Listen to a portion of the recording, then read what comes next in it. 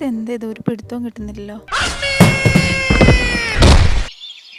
എൻ്റെ കൊച്ചെ, നീ എന്താലോചിച്ചുകൊണ്ട് നടക്കുമായിരുന്നു? അയ്യോ അതൊന്നും പറയണ്ട. UGC നെറ്റിന്റെ നോട്ടിഫിക്കേഷൻ വായിച്ചോണ്ട് വന്നതാ. പിന്നെ ഫുള്ള് കൺഫ്യൂഷനായി വീണ്. നിനക്ക് എന്തെങ്കിലും സംശയമുണ്ട് എന്നോട് ചോദിച്ചൂടെ?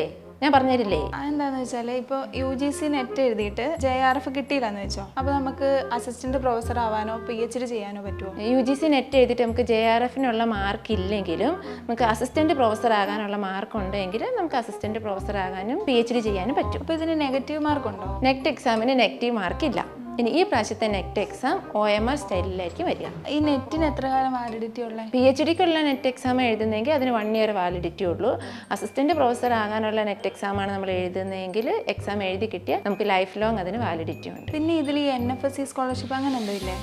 അത് എന്ന് പറഞ്ഞേ. Ministry of social justice and empowerment കൊടുക്കുന്ന സ്കോളർഷിപ്പാണ് NFSC, NFOBC, NFPWD. ഈ സ്കോളർഷിപ്പ് ഈ പ്രാവശ്യം കൊടുക്കുന്നത് ഈ മാർക്കിന്റെ അടിസ്ഥാനത്തിൽ.